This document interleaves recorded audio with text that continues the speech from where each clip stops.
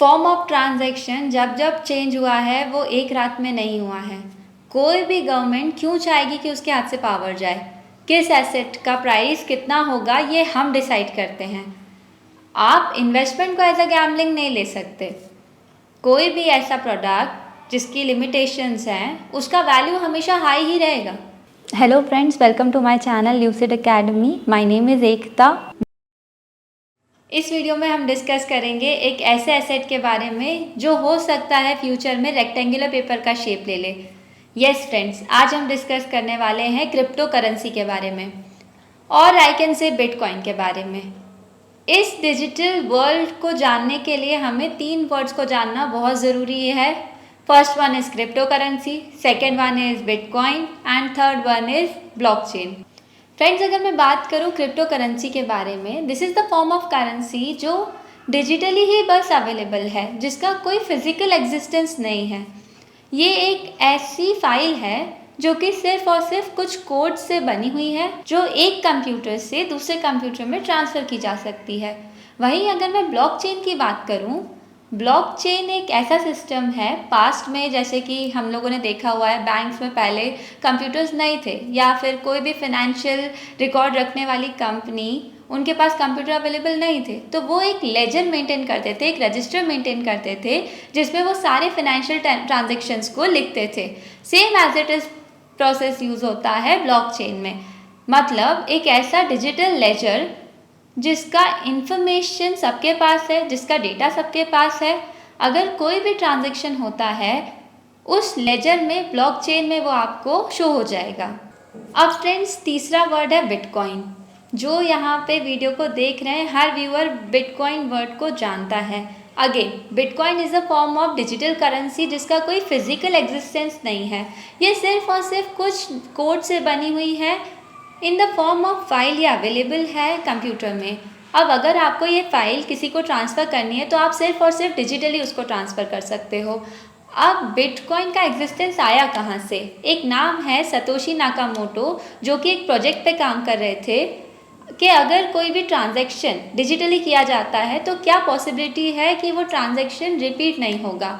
मतलब अगर मैं बात करूँ, मान लीजिए आपके पास कोई फाइल है कंप्यूटर में, आप उसको कॉपी कर करके बहुत सारे नंबर की फ़ाइल बना सकते हो और एक से ज़्यादा लोगों को सेंड कर सकते हो। इसी प्रोजेक्ट पे काम करते समय उन्होंने बिटकॉइन को डेवलप किया एंड उन्होंने बिटकॉइन को 2008 में पेपर फॉर्म में रिप्रेजेंट किया, जिसको बाद में डिजिटल फॉर्म में पब्लिक किया गया इन 2009। और 2009 से 2013 आते आते बिटकॉइन की वैल्यूज की चर्चा होने लग गई। हो सकता है कि भविष्य में फिजिकल करेंसी का रूप ले ले, और जो भी ट्रांजैक्शन होंगे वो इस कॉइन या इस करेंसी के थ्रू ही हों, जिसकी वजह से इसका वैल्यू और इसकी कीमत कंटिन्यूसली बढ़ने लग गया।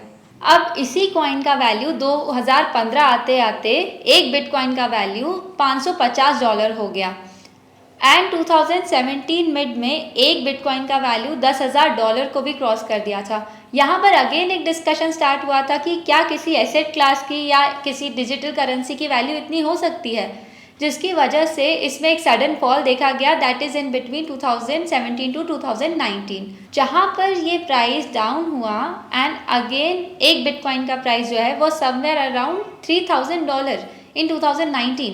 अगेन 2019 से ये शॉर्ट अप हुआ एंड 2021 मिड में एक बिटकॉइन का प्राइस $50,000 को भी क्रॉस कर गया। अब इतना ज़्यादा फ्लक्चुएशन किसी भी डिजिटल करेंसी में क्यों?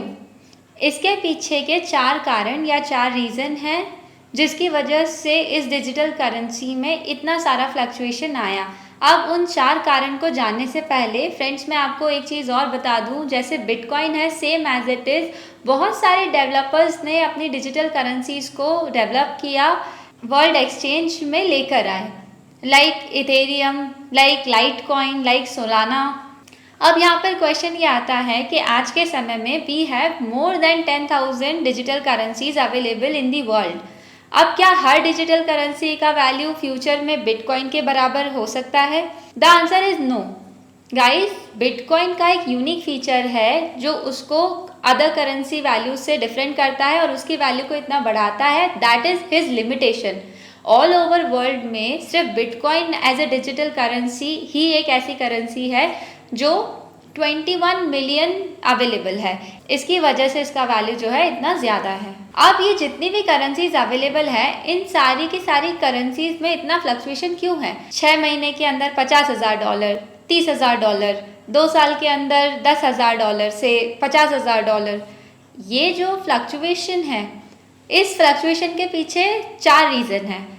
फर्स्ट रीज़न इज़ कि अपार्ट फ्रॉम वन कंट्री, किसी भी कंट्री ने अभी इसे एज अ करेंसी का दर्जा नहीं दिया है। जितने भी सेंट्रल बैंक्स के स्टेटमेंट्स आते हैं, चाहे वो डेवलप्ड कंट्रीज़ के हो चाहे वो डेवलपिंग कंट्रीज़ के हो, जिनकी वजह से इस करेंसी के या इस डिजिटल एसेट के प्राइस में all of a sudden fluctuation आता है।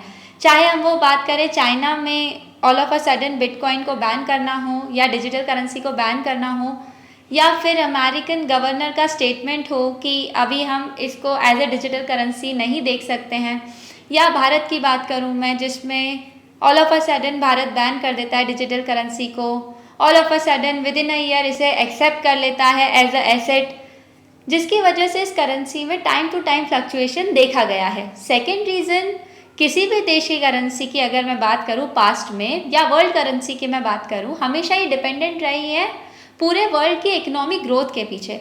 जो भी डेवलप्ड कंट्रीज़ के शेयर मार्केट हैं, वी कैन से दैट कि these digital currencies are directly linked with those share market. जब जब यूएस मार्केट या जापानीज़ मार्केट या यूरोपियन मार्केट अच्छा परफॉर्म करेंगे, ये करेंसीज अच्छा परफॉर्म करेंगी। जब जब ये मार्केट ख़राब परफॉर्मेंस देंगे, तब तब ये करेंसीज भी नेगेटिव जाएंगी। चौथा रीज़न जो है, हमेशा इसके फ्यूचर के ऊपर एक क्वेश्चन मार्क लगाया जाता है और लगाया गया है कि क्या ये भविष्य में डिजिटल करेंसी की जगह लेंगी या ये सिर्फ और सिर्फ एज अ गैम्बलिंग का फॉर्म बन के रह जाएंगी, जिसकी वजह से इसमें फ्लक्चुएशन होते हैं। जब जब कोई पॉजिटिव ऐसा डिस्कशन होता है, डिजिटल करेंसीज ऊपर की तरफ मूव करेंगी। जब जब ऐसा कोई नेगेटिव डिस्कशन हुआ, जिनकी वजह से ये डाउनफॉल हो जाती हैं। अब फ्रेंड्स, अगर हम प्रेजेंट की बात करें, ऐसा कौन सा फैक्टर है जो इन डिजिटल करेंसीज को इतना ज़्यादा नीचे लेकर आया है? फर्स्ट रीज़न, अभी पूरा वर्ल्ड इकोनॉमिकली डाउन चल रहा है। जो भी डेवलप्ड नेशन है उनके मार्केट कंटिन्यूसली नीचे जा रहे हैं। और जैसा कि मैंने अभी आपको पहले भी बताया कि जो क्रिप्टो करेंसीज हैं वो डायरेक्टली लिंक्ड हैं वर्ल्ड के शेयर मार्केट से। अभी जो शेयर मार्केट्स की परफॉर्मेंस की मैं बात करूं, पूरे वर्ल्ड के शेयर मार्केट कंटिन्यूसली 1 से 1.5 महीने में डाउन हो रहे हैं, जिसकी वजह से इन क्रिप्टो करेंसीज पे भी इम्पैक्ट पड़ रहा है। जैसे जैसे वर्ल्ड के शेयर मार्केट इंप्रूव होंगे, वैसे वैसे एक्सपेक्टेशंस है कि क्रिप्टो करेंसीज के भी प्राइस में ऊपर की तरफ इम्प्रूवमेंट देखा जा सकता है। लेकिन हाँ, यहाँ पर सिर्फ और सिर्फ हम रिलायबल और वैल्यूएबल क्रिप्टो करेंसीज की ही बात कर रहे हैं, एज कम्पेयर टू जो भी नॉन रिलायबल क्रिप्टो करेंसीज हैं। During Covid years in pandemic in 2020 and 21, बहुत सारे डेवलप्ड कंट्रीज़ ने अपने सिटीजन्स को पे चेक बांटे। एंड उस टाइम पे सिचुएशन ये थी कि इन्फ्लेशन अपने निचले स्तर पे था।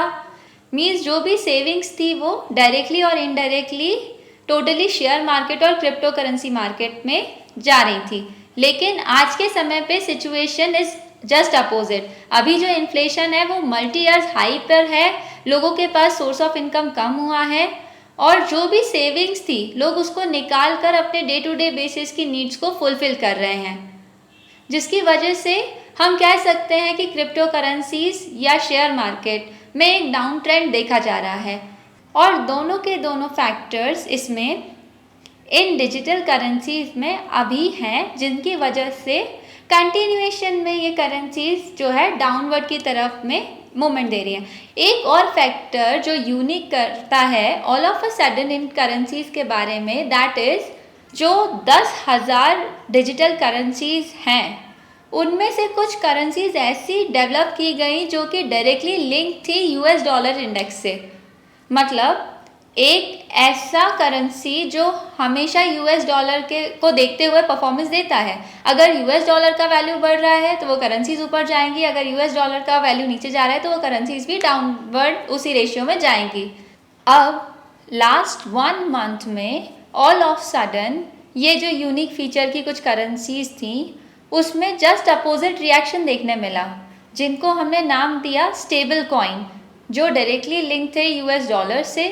उनमें ऑल ऑफ सडन क्रैश आया, जिसकी वजह से क्वेश्चन मार्क अगेन राइज हुआ ये डिजिटल करेंसीज की रिलायबिलिटीज़ के ऊपर कि ये जो करेंसीज हैं ये डायरेक्टली लिंक हैं, वो ऑल ऑफ सडन क्रैश कैसे हुए। क्या भरोसा है कि आगे चल के हमें इसमें ऐसा क्रैश ना देखने मिले। अब नाउ द क्वेश्चन इज कि what is the future of digital currencies.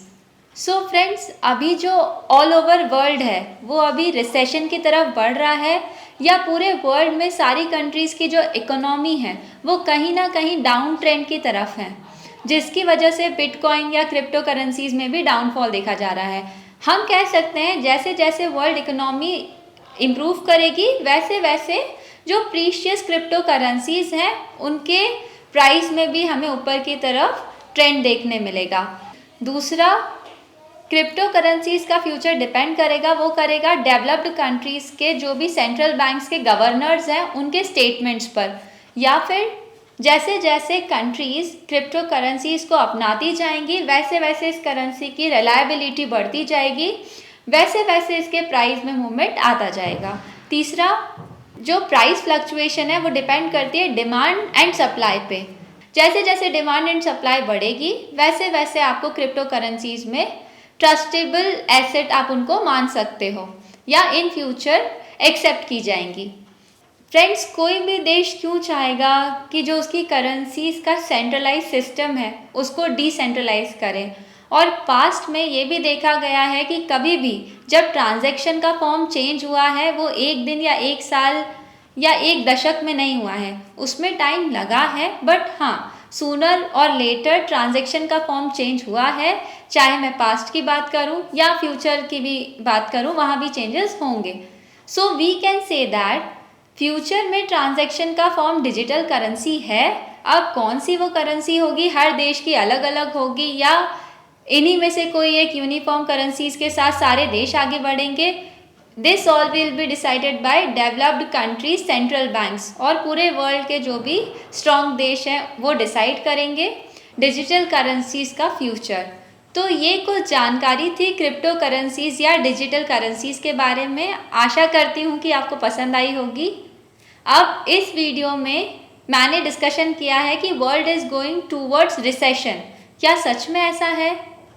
इस टॉपिक के बारे में बहुत सारे फैक्ट्स हैं, या फ्यूचर में सच में ऐसा होने जा रहा है उससे रिलेटेड कुछ कंटेंट है, जिसके लिए आप हमारे नेक्स्ट वीडियो को ज़रूर देखिएगा, जिसमें हम ये सारा डिस्कशन करेंगे।